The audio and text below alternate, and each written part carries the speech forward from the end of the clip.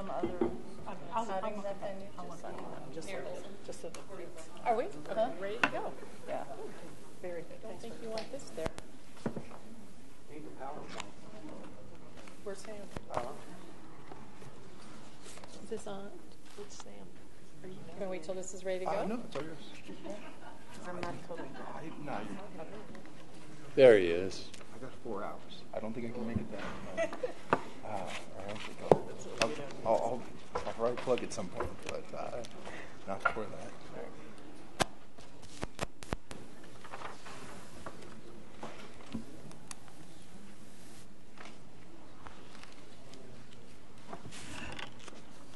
Another minute on my watch. Keeps my things warm.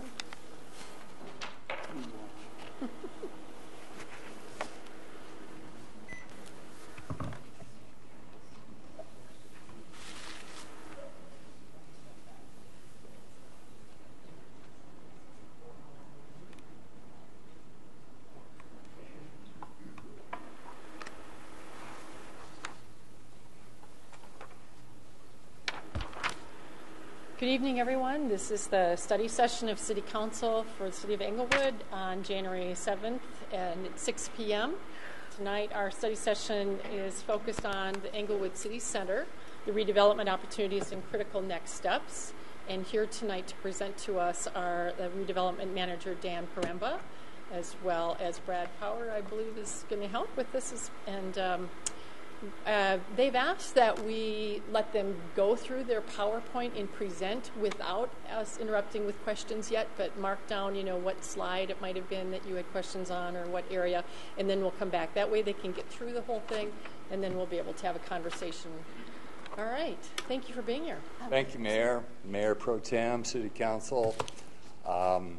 Thank you for having us this evening. Our goal is to just brief you on the redevelopment opportunities and critical next steps here at City Center.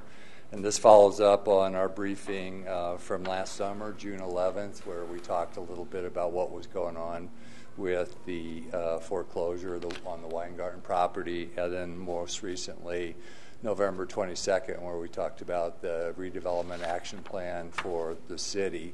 And City Center obviously being one of the critical elements of that plan. So due to the Weingarten property foreclosure and the very strong interest of the national market in the metro area, particularly TOD projects, we really have a great opportunity to redevelop and reestablish City Center as the city's central place. So we look at redevelopment as significantly improving City Center's mix of uses, activity levels, walkability, financial sustainability, property values, and related real estate and sales taxes for the city, as well as some other development-related revenues. I think one of the things, and we'll talk about this several times tonight, the urgency of the opportunity is not driven by us. It's really driven by the specifics of the foreclosure and the resale of the property by the interim owner, C3 Asset Management. They will start their marketing process here during the first quarter, and they will expose the opportunity to a national market. And so what our opportunities are really driven largely by their schedule and by the market conditions that exist in the marketplace right now. We're really going to focus tonight on 5 recommended steps to protect the city's interests as a starting point, and then start to define the new redevelopment opportunities. With your consent to these next steps, it'll quickly lead to more specifically recommendations for your review and approval. As you're aware, the need for City Center redevelopment has come up pretty consistently in a number of the city-sponsored planning tools, including the comp plan, plus 2 independent studies of the Urban Land Institute, which is really the top professional association of the real estate industry. And just to set a little bit of the stage and kind of reiterate the urgency of the situation, the negative consequences to Englewood of not moving swiftly and proactively include the inability to really protect the city's and EAF's property interests in city center, an inability to leverage the Weingarten foreclosure and market conditions to guide the needed redevelopment. We talk about lost opportunities to increase Englewood property taxes, sales taxes, and other revenues. And also, we'll talk about this, to reduce the city's long-term occupancy expenses related to this building. In general, there are lost opportunities to leverage the city center redevelopment to really kind of reestablish Englewood on the local radar as a viable competitive metro location for employers, retailers, and residents. So here's a quick overview. You're very familiar with it, the 55 acres that comprise the overall Englewood City Center area. And here is a site plan that shows in gross acreages the two parcels that we're really focusing on. The C3 parcel is in red, and it's about 15.2 gross acres. The parcel that's in blue is land that's either owned or controlled by the city and or EAF, and that totals just under 12 acres.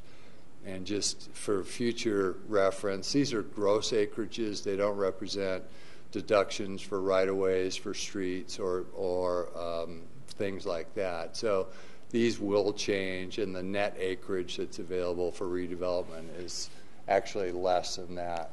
One of the things we'll see and have discussion about is the optimal long-term benefits for us, for the city, really come from encouraging and guiding the coordinated redevelopment between the Weingarten parcel, again in red, and the city parcel in blue, and acting with a sense of urgency, again driven by market conditions and by the timing of C3 asset management.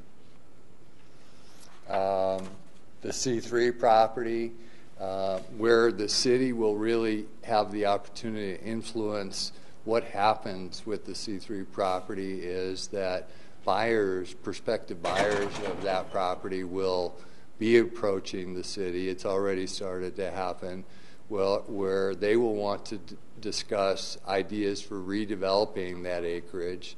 They'll want to discuss the city's willingness to extend and amend the ground lease, and they'll also want to discuss the city's plans for its adjacent property. Because very likely what will happen is that the greatest value here is where a interested buyer will want to see the opportunity not only to acquire the C3 property and redevelop it, but also to work with the city and explore the redevelopment potential on the adjacent parcels controlled by the city. We have been talking to C3 to try to encourage their collaboration and to avoid their temptation to just sell the property on a highly discounted basis to a buyer that would be only interested in the short-term operation of the former Weingarten assets.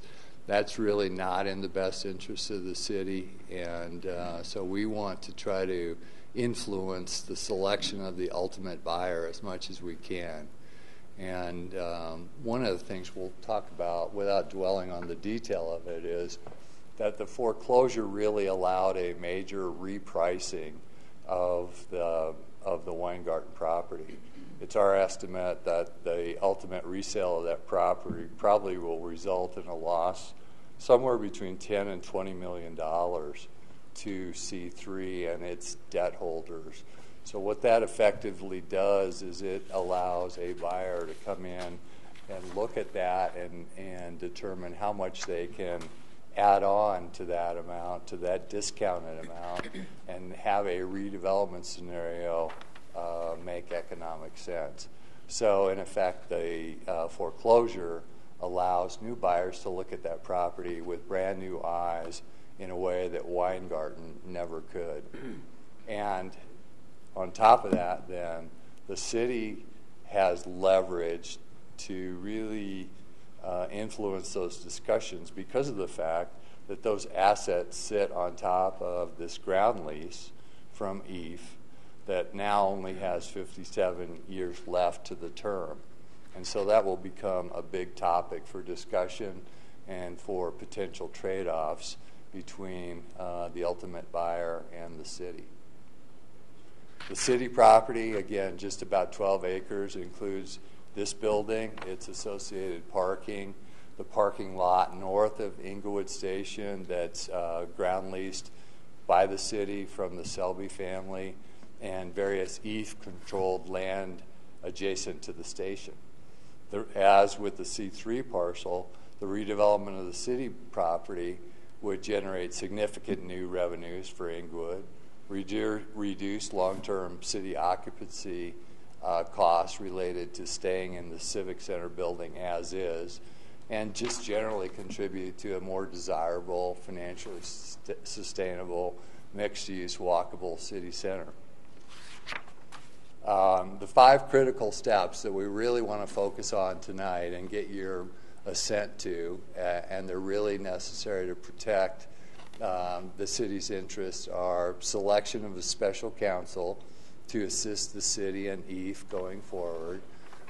And again, we'll talk about each of these in a little bit of detail and answer your questions at the end.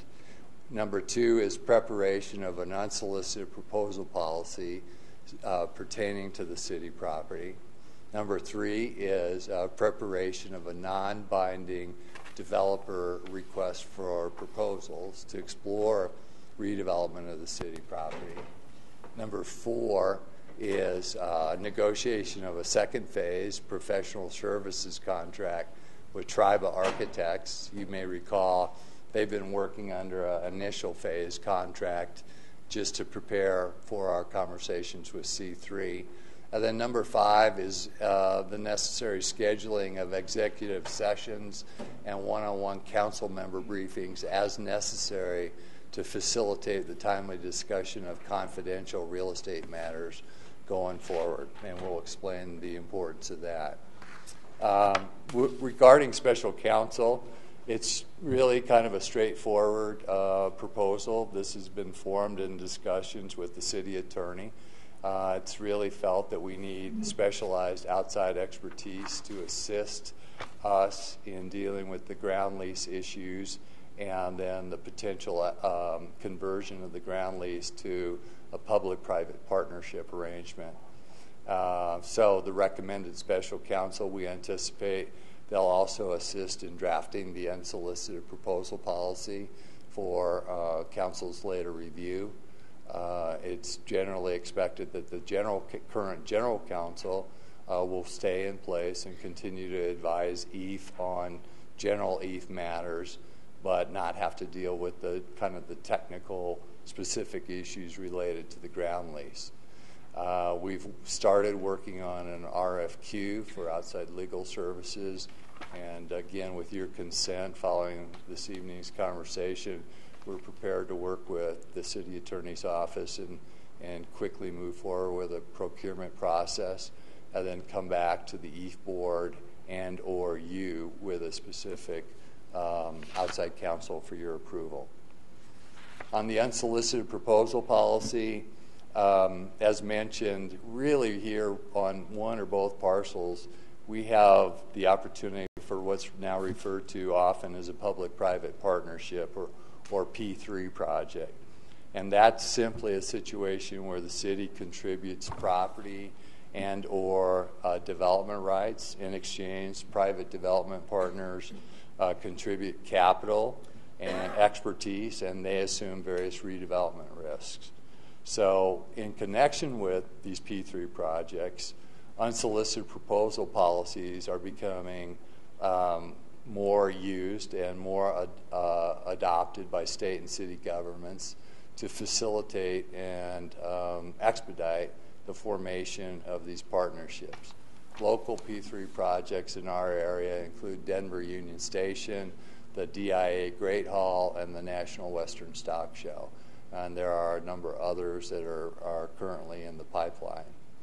An unsolicited proposal policy allows, in this case, Englewood, to receive and consider and negotiate proposals that are not submitted in response to a competitive procurement.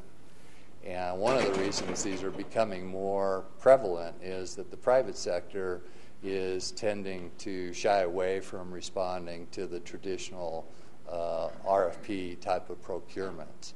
And the reason, I might just add, that an unsolicited proposal policy would be especially important here is that as the buyers start to look, and this will happen fairly quickly, at the C3 parcel, it's very likely that they will approach the city with proposals for redevelopment of the city-owned property.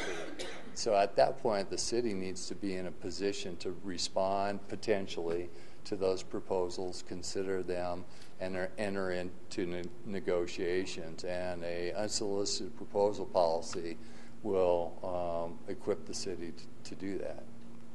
At the same time, and this may seem a little bit contrary, but we really want to also get your consent to allowing us to go forward and draft a RFP, a developer RFP, for possible issuance related to the city property at City Center. And again, this would be subject to Council's future approval as to issuance. The RFP might never be issued, in fact, if the unsolicited proposal policy scenario was successful. But even if it was never issued, just the preparation of the RFP will position the city really to be in the best position to respond to and lead different redevelopment scenarios with different potential partners. So I think it's a good action to take, and it's a prudent thing to do at this particular time. I think it's important to emphasize that once the RFP was issued, if it is issued, any resulting proposals would not be binding upon the city, and in fact, Council would be free to reject all proposals received. In conjunction with the RFP, we're recommending, and this is typical protocol for city and local governments dealing in these situations, to retain a qualified real estate advisor and broker to assist, and we would again bring a specific recommendation back to you following a selection process. Our fourth recommendation is to basically allow us, Community Development Department, to move forward with negotiations with tribal architects for continued redevelopment planning services here at City Center. Those planning services will, again, really just prepare the city to respond to a number of different scenarios. And I've listed those in the final bullet point, and they range from extending and amending the C3 ground lease to responding to unsolicited proposals that may come in. I think TRIBA's services will also help formulate a developer RFP and respond to potential responses to that RFP.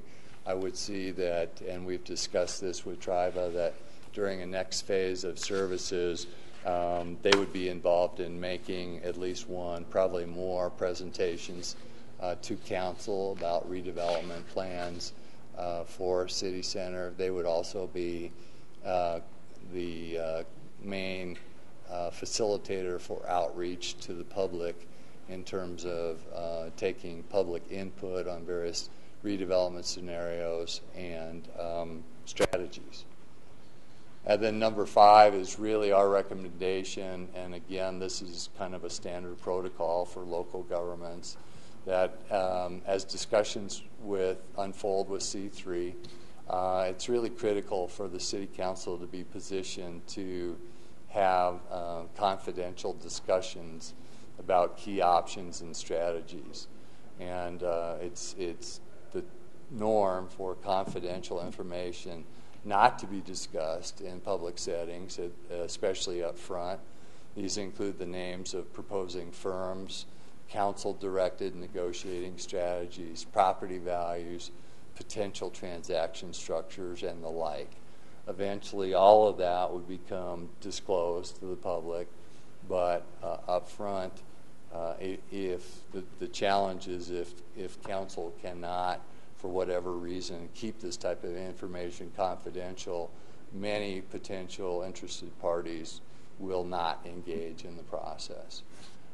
So it's just really a recommendation that as we go forward, council be available to schedule executive sessions, and I think in combination with that, we can use one-on-one briefings to really facilitate these types of conversations as well. And as we go along, bringing you up to speed, make sure that we have all of your input on a real-time basis. And the real-time basis is really going to be the critical element here. It's just, I can't stress enough that once this process starts, much of the timing will be beyond our collective control. Then as to funding, the funding sources for these 5 steps really comes from a combination of 3 different buckets, if you will. One is the 2019 Community Development Department Professional Services budget. You may recall that we recently discussed a $200,000 Dr. Cog Station Area Master Planning and Next Step Study Grant. That application, following your approval, was submitted. We've gotten some encouraging early feedback from Dr. Cog, and so we're hoping that that could be a part of the total funding sources for these next 5 steps. And then, of course, we've talked about this before. Number 3 would be a portion of EAF's central cash unrestricted balance. That was almost $344,000 as of the end of the 3rd quarter of 2018, and that whatever was available to fund these amounts would be less reserves for contingencies and the audit expenses that you are considering. I think it's also really important to note that a good portion of these expenses very likely will be subject to reimbursement to the city from future transactions. So although we certainly would have to fund them up front, there's a very high probability that a high percentage of them would be returned to the city within a fairly modest period of time. And that's it. I've tried to rush through this to give you plenty of time to raise questions, but again, I'll just conclude by kind of pointing out that we have a really, really unique opportunity here to intervene in a real estate situation, and I'm speaking about the Weingarten property, that it, for all likelihood, is trending downward in terms of the collection of uses, the density, and the activity there. So we as a city have an opportunity to intervene early in that situation because of the foreclosure. Then in combination with that, we have the opportunity to kind of ride the coattails of that and the market conditions in the metro area and really at least take a look at the tandem redevelopment opportunities on the city-controlled property right here at City Center. And with that, I'd be happy to discuss any of your questions. Great. Thank you very much for your presentation. Counsel, questions, comments? Who'd like to kick us off? Councilmember Martinez. Thank you. I have a couple questions. I'll just start with one. As far as the special counsel step, is that going to be something that's in conjunction with our city attorney's office and the EAF attorney to make a recommendation and then go forward from there? And then what do you estimate the timeline for that piece of the decision? Pretty short timeline, or okay? Because that's kind of the first step. We'd like to get the EAF special counsel, subject to Allison's commentary here, on board really as quickly as possible. The thought is that the RFQ could be issued. I think we're in a position where potentially that could be issued this week. We'd probably like to give the candidates about a 2-week period to respond and have somebody on board to really help us really as soon as possible. Okay, and then I also just want to say to folks that I'm going to have to leave this meeting a little early, so if I get up and leave, it's not, okay. I don't want to be rude, and then I'll be a little bit late to the council meeting, so that's it. Councilmember Wink. To be overly clear. The proposed advisory committee would then take the place of the pre-existing EAF board? No. Would work alongside that group if we were to move down that line? Could you just give me that one more time? Yeah, so I asked about the advisory committee and whether or not this group would take the place of the EAF board, and them being told no. You talked about the responsibilities on this advisory committee. They won't be dealing with the technical matters specific to the land, but really overseeing. When you speak of the advisory committee, One of your critical pieces in the the slide. Let me look. Maybe, yeah.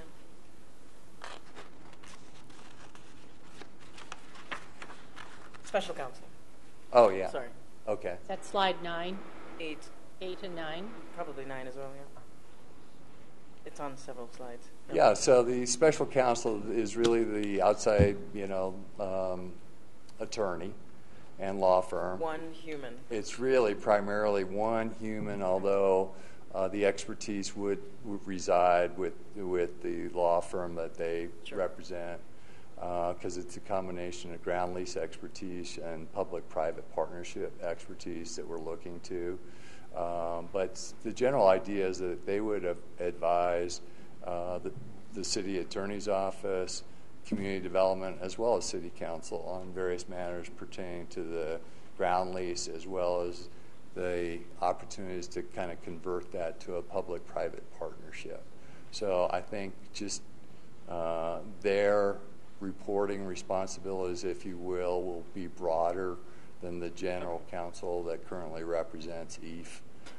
It's anticipated that not only would they provide guidance to the EAF board, but much more broadly than that, the council as well as our department, as we all try to work our way through the different options. Okay, thank you, Dan. Yeah.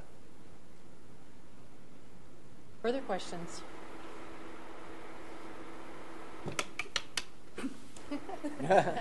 Councilmember Questa will start. Good. Thank you, Mayor. Thank you, Mr. Poremba. I appreciate the presentation. And I too have a series of questions, but I'll start off with just one or two. The first one being that you presented the potential source of funds that would pay for these 5 next steps. What is the estimated total of those next steps, though? I saw the source of the funds, potential source of the funds, but what would the expense be for those steps?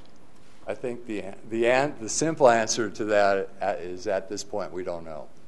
And a lot of that is really dependent on the level of detail that we get into with C3 and their prospective buyers about ground lease issues, about how much they might want to renegotiate the ground lease, how much specific time and expertise of tribal architects we need as we get into later stages. So at this point, we don't know. I think we mentioned that as we would go along and start to implement these 5 steps, we would be able to come back to you with more specific budget estimates at least. But we're talking, in any event, we are talking about some significant expenditures for the pre-development and related negotiations that we can anticipate. Are you able to put any sort of range or even a floor on it of what the minimum we could expect would be? I would be really hesitant to Okay, do so. fair enough. I think it's safe to say that it's at a minimum several $100,000. Secondly, the discussion of the unsolicited proposal policy, in which those 3P proposals could start heading this way. Would every 3P proposal make it to council, or would there be some sort of filter with staff? I don't, off the top of my head, I would not anticipate a filter from staff. I think we would digest proposals and put recommendations and evaluations with those proposals. But I think the goal would be to get those to council as soon as possible. Very good. Thank you, Mayor. Councilmember Sierra. Can we talk about the just the timing of the steps in terms of, obviously there's a lot that needs to happen. Obviously with C3 selling the property, then special counsel, the preparation of the proposal policy and the RFP. Are all these done concurrently, or do we have to wait for one to happen before any of the others begin? What is the timing of that all looking like? I think it's a good question. In a perfect world, we'd like to move forward on all of them at the same time. Realistically, the most important step is to get the special counsel on board, because to a certain extent, they will influence all of the other steps. Okay. And then I would say, as a practical matter, it's probably fairly easy for us to proceed with our negotiations with TRIBA and come back to council with a specific recommendation for what their next phase of services look like. And then, the willingness to schedule executive and one-on-one sessions is more or less a policy discussion that's really up to council. Okay. And if I could just add, I think a lot of the work relative to the outside folks that we would be contracting with I think it's been alluded to earlier, will be additive. And so the critical first step here is to have the expertise from the folks who can help us kind of reposition our attitude toward the receptiveness toward the extension of the lease or even the possible sale of the lease. That would get us a certain number of firms who may express interest in being involved on the site. That would ratchet up the work in terms of who do we want to work with, what type of public outreach do we want to do, what is TRIBA doing in terms of scoping out some alternative uses that we want to make sure that the community can provide input into. And then that goes into some of the more specialized real estate consulting around a specific negotiation and then the ultimate outcome. So I think it is sitting here this evening, we can kind of get off on the very first part of it is that council to get us on the ground floor. But it's very hard to predict because we don't know the scope of the interest in the site yet. Dan alluded to it, and I think he made it very plain that we want to be proactive here and start to work with C3 to see if we can steer the outcome toward an outcome that benefits everyone. I think there's a real sense that if C3 is off on their own, there could be a real estate transaction here that sets us kind of in stone for another 15 or 20 years here, and the site, based on this new, very much lower valuation, somebody can make money here doing not a lot of difference in terms of the retail. A lot of those retailers that are on the C3 site now are experiencing store closings all over the country. And so the last thing we want to see is a store that's closed, the investor's still getting their money out of that lease, and yet we don't have anybody to go in there. And so the intervention, I think, on the city's behalf, as Dan said, we're at this critical point, and the work will be additive as we get further into it. So it's very hard to predict because we don't know the scope of the interest yet until we get out there in the marketplace. And I might just add to Brad's comments, it kind of reinforces a couple of them. We learned before the holidays that C3 and their leasing agent are considering a lease of an auto parts store in about 9,000 square feet adjacent to Harbor Freight. That has two negative consequences. First of all, I guess I would contend that an auto parts store was never envisioned for our frontage on Hampton. It goes against everything I think we would collectively likely want to do as far as a repositioning. And the other thing it does is it takes a vacancy that tends to call for a redevelopment scenario and ties it up for at least probably 5 to 10 years. So that's something that we've asked C3 and their leasing agent to really understand is concerning to the city, and we would hope that they collaborate with us on that, but they or their buyer may not see it the same way, and that's one of the reasons we may get into some negotiations about not only the letter of the underlying ground lease, but the intent of the ground lease too. Anything else, members? Yeah, I'll ask just one further question, and then I'll pass it out to other council members. But regarding the special counsel, we know that they're going to be doing a lot with the preparation, but do we know what the scope of their project is? Do they last throughout the entire project, or is this something that we may foresee them being part of the city for years, or just an understanding of that aspect? Yeah, I think that shows the kind of the variability. They could come in and help us with strictly a ground lease amendment, and if it's the right party and they have reasonable requests for how the ground lease ought to be amended and what their plans are for the future, we address the ground lease amendment. We address what an associated redevelopment plan, if they have one, is, and we go along our merry way. That party might not be interested in the city redevelopment scenarios, and so that's taken out of the equation.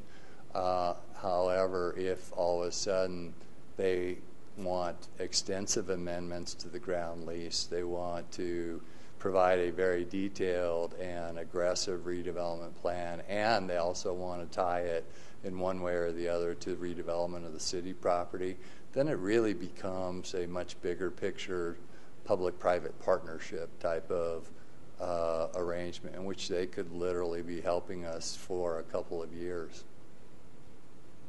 Thank you, Dan. Yeah. Councilmember Martinez.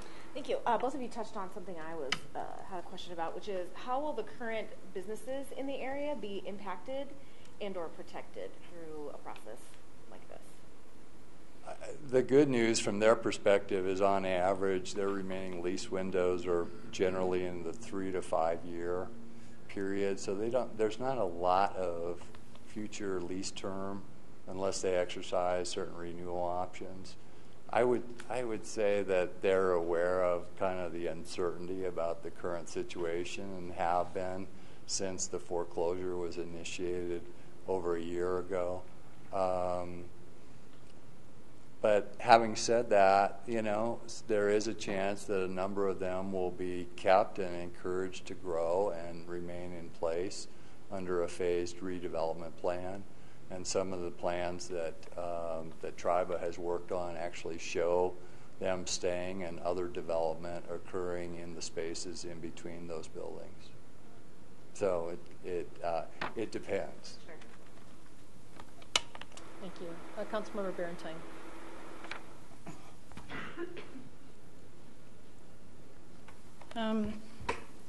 You brought up about TRIBA. It says in the documentation here that they're uniquely poised to continue on with this because they were the original architect. As the original master planning consultant and their notable expertise with redevelopment projects and transit-oriented development. So they were the original architects for City Center? They were part of the original planning team. Calthorpe was kind of the original planner on behalf of the city, but as far as the practical execution side of it, Tribal Architects was the key there. Right. So, yeah, I'm going off of what you said. Yeah. That's, and I'm kind of concerned because what we're talking about is that it's less than a 15-year and being called a failed. And so I'm not sure whether you're saying that uniquely places them because they will learn from the mistakes that they made here that made it a failed, or whether because we can't have a problem with what was created and that it's failing and then say we want somebody because they had expertise in that piece of it. So I would like a little bit more clarification on using TRIBA. The other thing is the special counsel, and seems to be some confusion that somehow they are deciding anything, and they would just come in to be advising, correct? Correct. They wouldn't be deciding anything. No. But they would be advising everybody. I have somewhat of a concern about some conflict of interest there because they're getting the stuff in from the developer. They're advising Eve, which I'll get to in a minute, that I don't think they've been represented here in what they're doing. And they're advising the city, as in the council, and then they're advising the staff, and then they're working with our city attorney, and they seem to be the little hub at the spoke, which I think is a huge amount of authority and provide some conflict of interest there. What is EAF's decision on how they are handling this? What was the board's decision on what they were doing?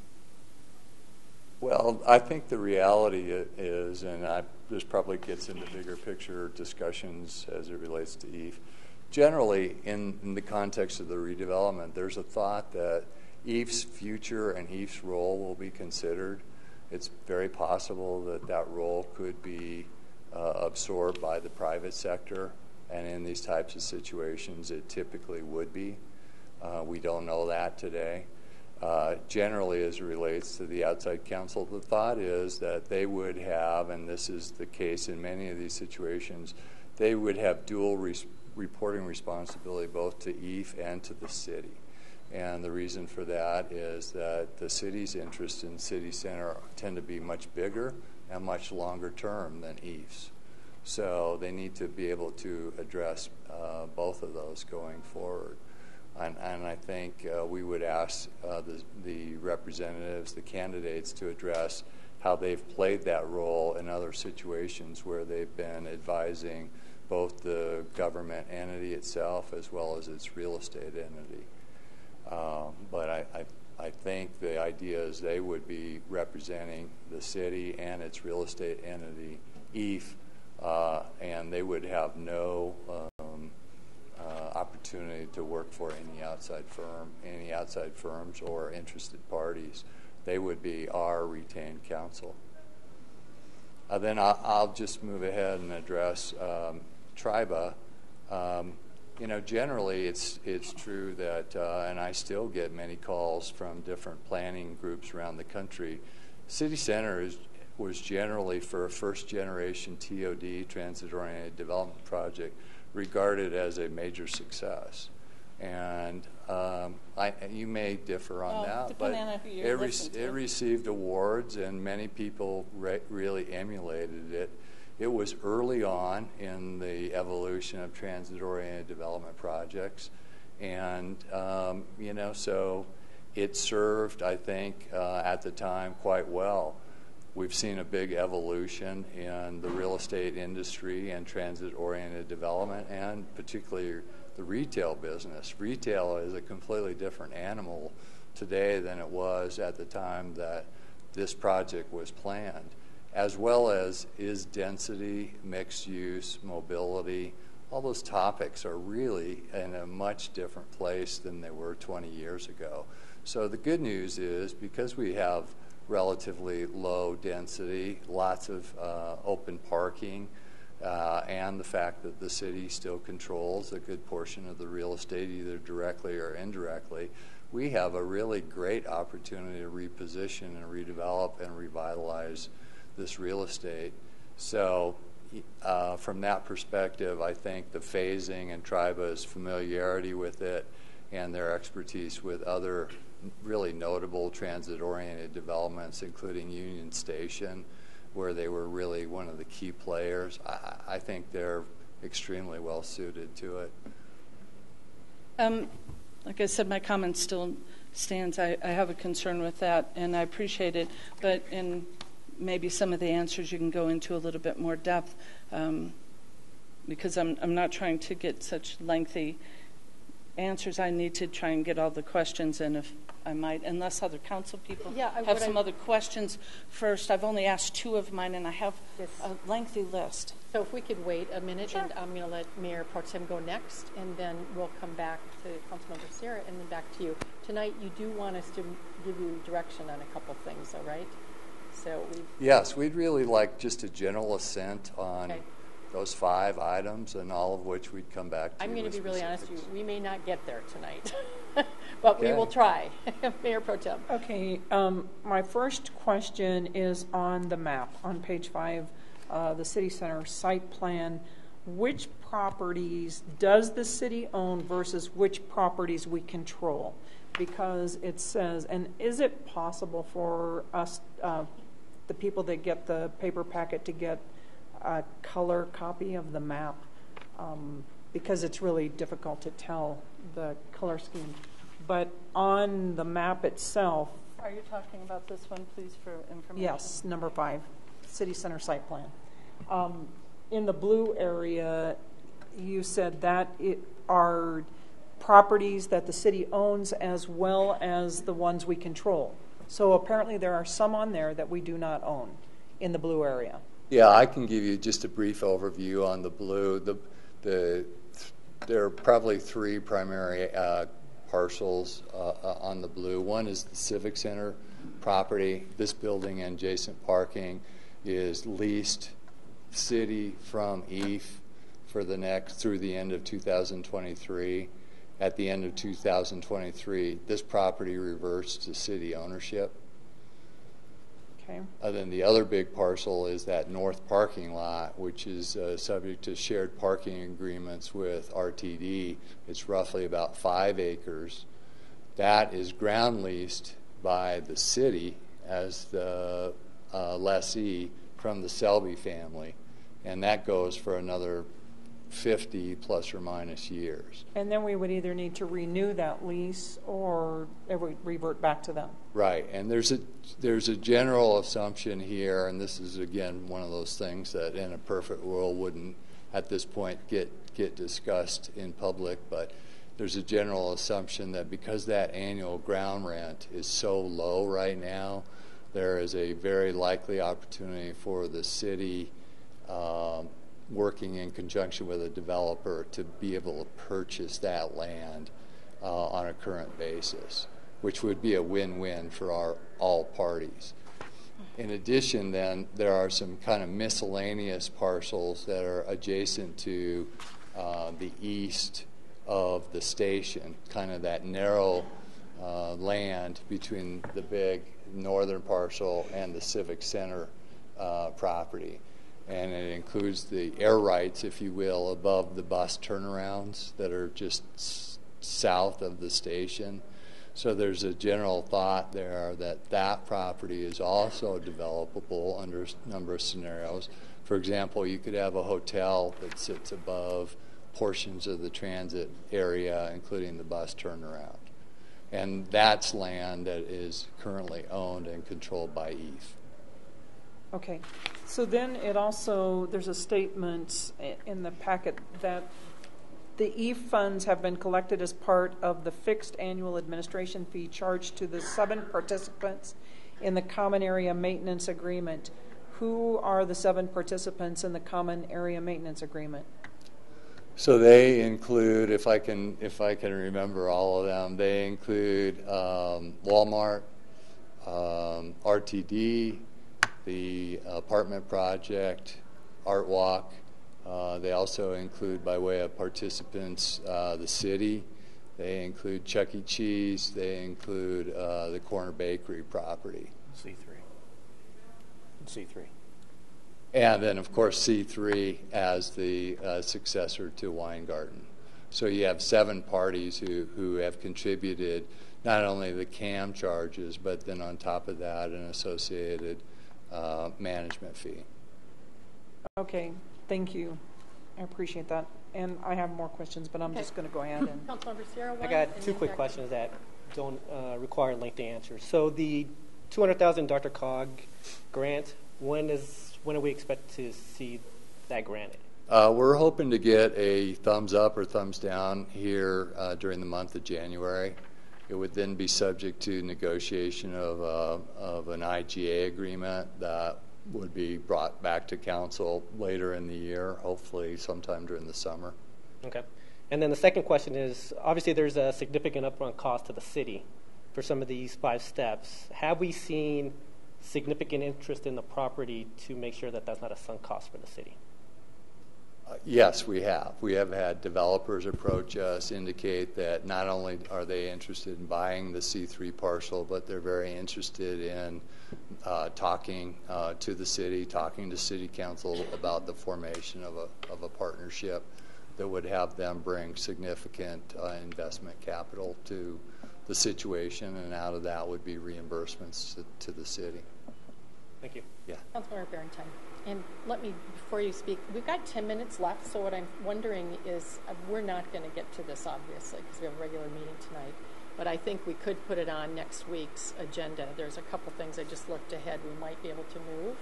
I'm not sure, but it seems to me like this is timely for you all. If you need us to make some decisions in the next 2 weeks, probably, or otherwise Right it's going to have to go till the 20th. Yeah. So I'd like to just hear more of the questions and then be able to get them out and then have another study session because I don't think we can make it through this. It's too much. Point of information, Mayor. Yes.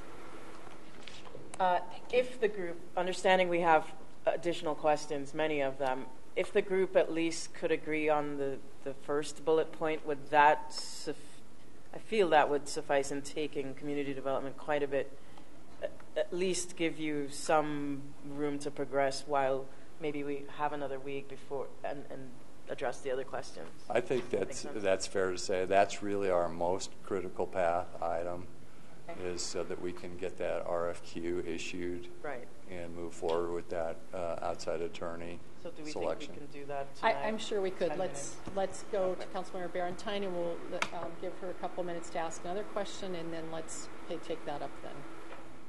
Go ahead.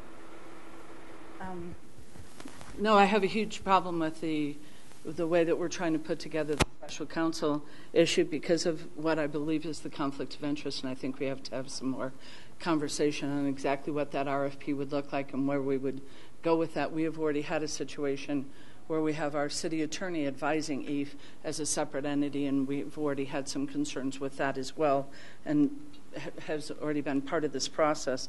So I'm not so sure that might not need a little bit more discussion. I do appreciate you going through this slide a little bit because what you pointed out is that the vast majority of the blue, I don't think there's anything in the blue that we actually today own. EVE owns it, and we would need to make sure that we have that information from that board in their capacity is separate from us, and at times in some conflict of interest with us. They are our landlords, and if we were to not pay our rent, EVE would have to boot us out because they're landlords. So they have a debt to pay, and that's their first priority. So we need to make sure that we've got all of the players in their positions correct in our heads here.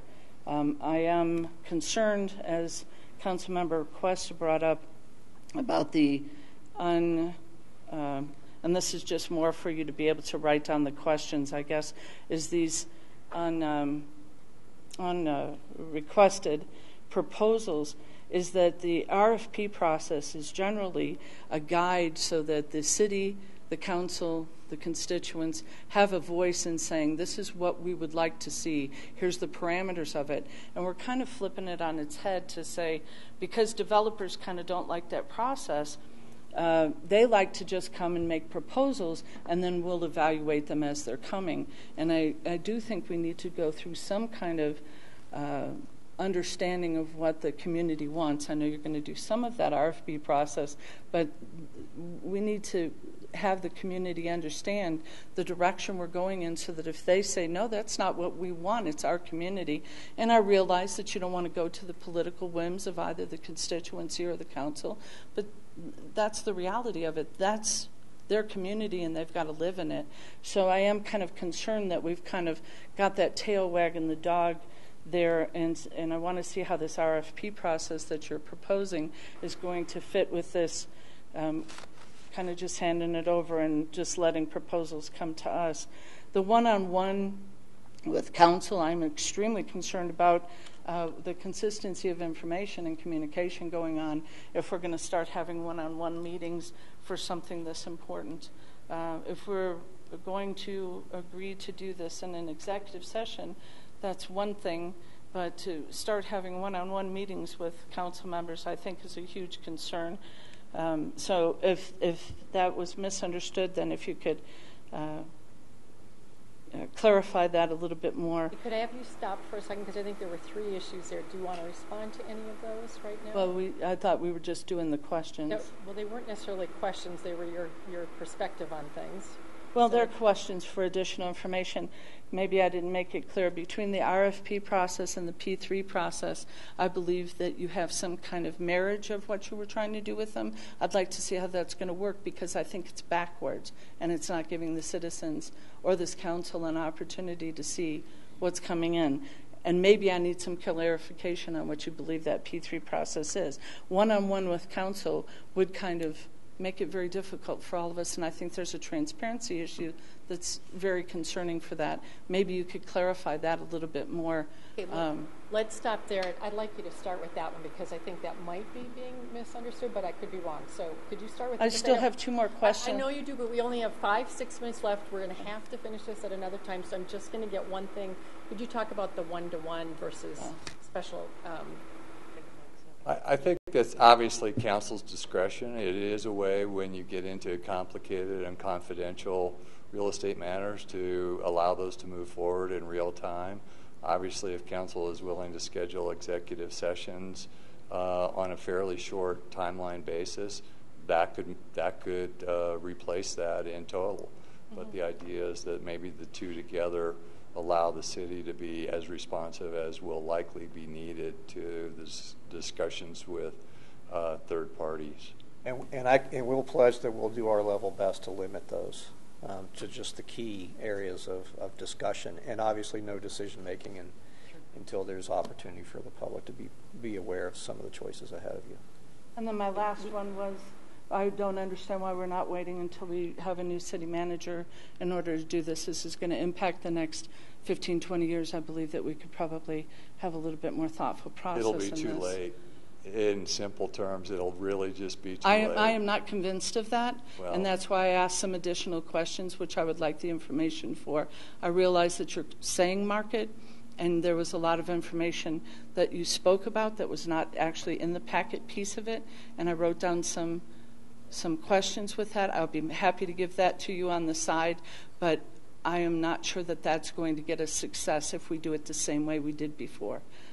That's all. Thank you. So what I'd like to do is ask that we put this on next week's, but we could start with tonight with the number one and get a sense just going around, are you open to a selection of a special counsel to assist in this process? And let's start with Councilmember Martinez because I know you need to leave. I'm comfortable with some sort of special counsel. Okay. I'm very comfortable with the special counsel. Okay. Councilmember Question. I am, and in agreeing to this tonight, this opens it up for you gentlemen to draft an RFP. Is that my understanding? RFQ, excuse me. To draft it and issue it, and then come back with the information to you on the recommended candidate or candidates. Mayor Pro Tem Russell. I have some very grave concerns about how this differs from the Stapleton Redevelopment Corporation and what they went through, because there were some huge problems. There was a lawsuit, and the Stapleton Redevelopment Corporation lost the lawsuit. And it looks to me like we're setting this up to look just like that. And for us to move forward tonight without further discussion on this, we could be setting ourselves on a path to a lawsuit. Well, we're not tonight going forward on the development. We're asking for an RFQ for council. I don't think we should be making any decisions tonight. Okay. Right. We're just looking for consensus. Councilmember Sierra, just to ask them to do an RFP. We can vote it down when it comes forward, folks. We can vote it down. Yeah, I'm fine moving forward with an RFQ. Okay, and Councilmember Barentine. I am not against getting a special counsel. What I am against is the way that it's proposed in here. And so if that's the way the RFP comes forward, then I will not be for it. I do not believe that you can serve two masters, let alone three. So the way that it's being proposed here, I would not be for it. And for the purpose of getting the city out of advising a separate corporation, probably a good idea, but not in the way that it's been proposed here. So unless we have some discussion about what this RFP is going to look like, we're going to have problems when it comes forward if it looks like what you've got here. Thank you. I'll support that as well, to have something come forward to us. So next step would be to get you back on another study session. We may have to rearrange some things. We may even have to do a special meeting. I don't know, but we'll meet tomorrow to discuss how we go about that. I kind of thought this would happen. This is a big deal. It's going to take a lot of conversations, and I think there are legitimate, difficult questions we need to answer with this. It's a whole new thing. So, and the public wants to have input as well, so we got to figure that piece out. But thank you for being here tonight and getting us launched on what I think could be a critical point in Englewood's history. Thank you for your time. Appreciate it. We'll resume next door in a few minutes. We need to run to the special rooms. Thank you so much for that. These pictures on the